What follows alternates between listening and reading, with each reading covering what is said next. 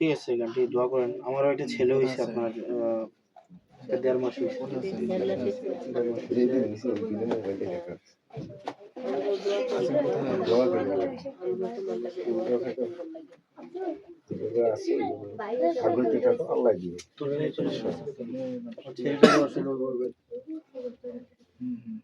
সময় দেওয়া হয় না, কারণ আমাদের সামনে তো মানুষ মারা গেছে তো।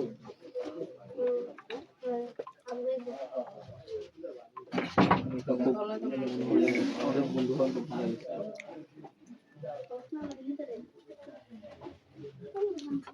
চলো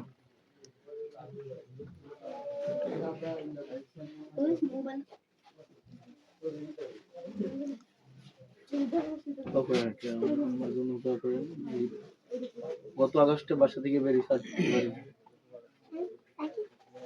বাসায় এখন মনে হয় যে মা তো আর একজন আমার না, অনেক অনেক আছে।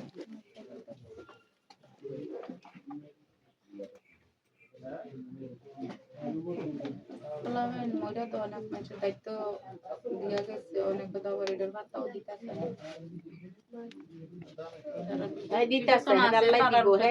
জায়গায় জায়গায় আমরা ইয়াতে দেখতেছি না।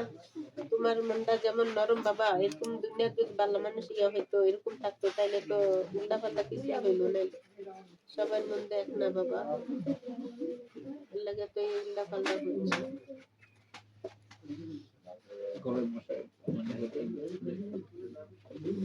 একটা দিন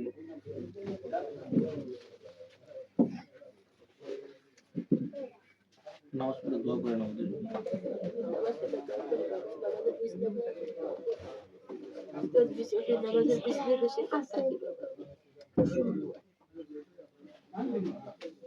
মামা আসলে সর্বশেষ কথা হলো আঘাত আঘাতে জীবনটা, 7 জন মারা গেছে অল্প বয়সে, আবার ছেলেটা পুরো আঘাত।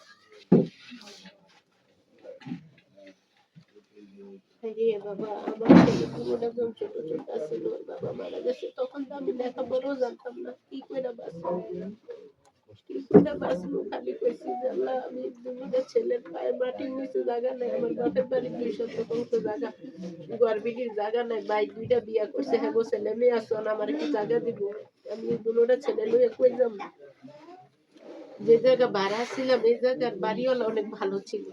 এই বাড়িওয়ালা কইছে, আপা আপনি চিন্তা করেন না, আপনি আমরা 8 ভাই বোন, আপনি লইয়া 9 জন, আপনার আমরা পালাইতাম না, আপনারা আমরা ফিরমু টানমু, আপনি চিন্তা করেন না, আপনার বাচ্চা দুটোটা লইয়া কই যাবেন, আপনি আমগো বাড়িতে থাকেন।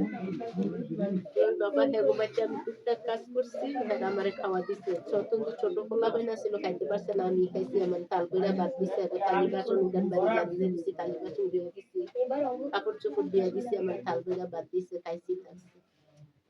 পোলা পাইন যখন একটু বড় হয়েছে তো শ্যামলি মাদ্রাসায় দিয়ে দিয়েছিলাম, তখন মায়ের পরে গিয়া সুবির সাহেবের মেলে কাজ করছি, তখন 8টা 7টা থেকে রাতের 8টা ডিউটি এরকম করছি। তারপরে বাসা বাড়ি কাজে দিচ্ছি, পোলা পাইন শ্যামলি মাদ্রাসায় দিয়ে দিচ্ছি। শ্যামলি মাদ্রাসা থেকে পোলা পাইন কইরা তারপরে পোলা পাইন আবার ঠিক আছে